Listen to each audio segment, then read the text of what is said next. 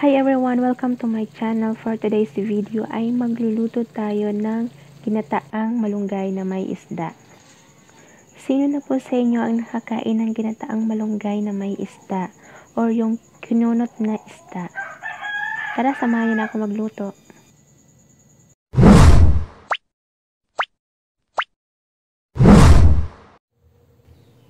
Ayan, tara guys, simulan na natin ang pagluto. Maglagay ng gata sa isang kawali. Maglagay na din ng hiniwang bawang at sibuyas.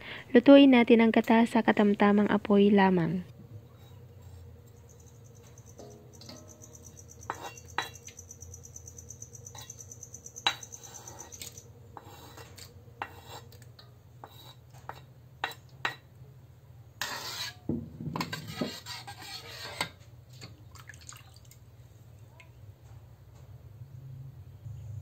Kailangan natin na halu-haluin para hindi mamuo or luminaw ang gata. Lutuin natin ang gata ng 10 minuto.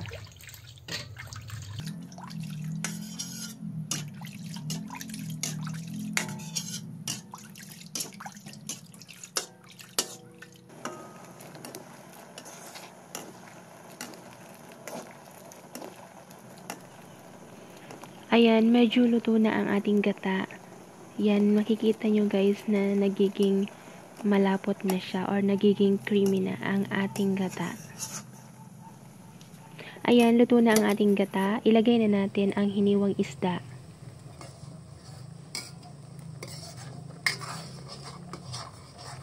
Lutuin natin ang isda ng 4 na minuto.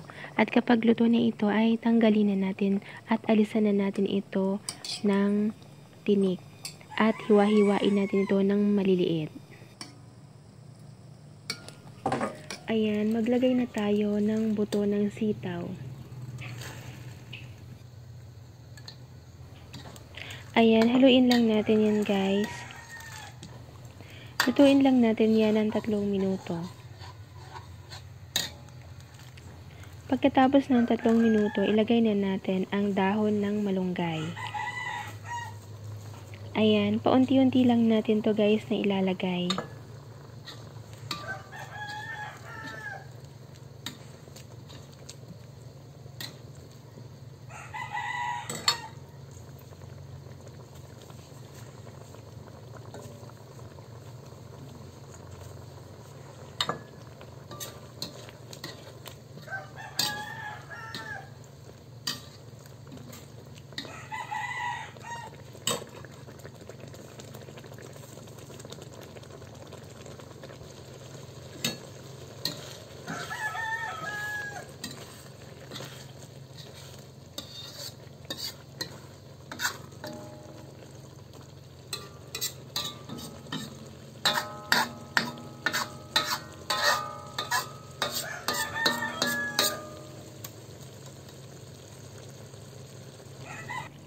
Ayan, kapag nilagay na natin lahat ng dahon ng malunggay, haluin natin ito at ilagay na natin ang isda na hinangon natin kanina at ito ay hiniwan natin ng maliliit lamang or kinunot natin ito.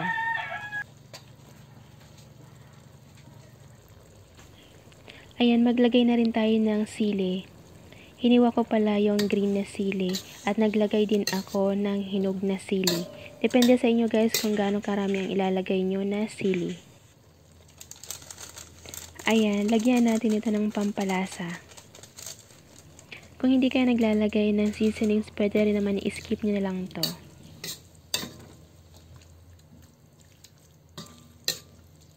Haluin lang natin ito guys at lutuin pa natin ng 4 na minuto.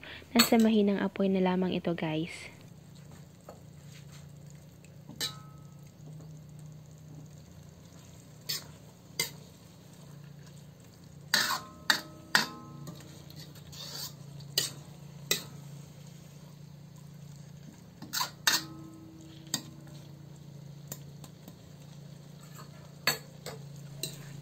Tikman na natin kung okay na ang lasa. Kung kulang pa sa asin, maglagay na lang din tayo.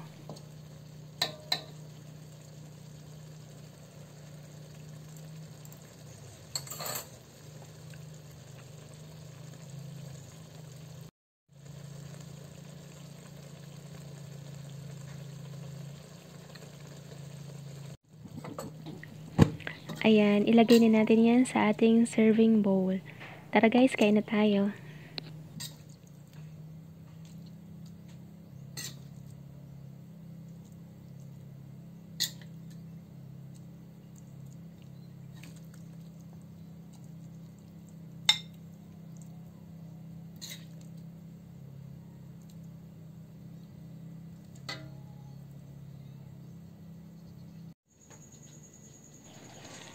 Salamat sa panonood. Sana ay nagustuhan nyo ang ating video for today. Please don't forget to like, share, and subscribe. Bye!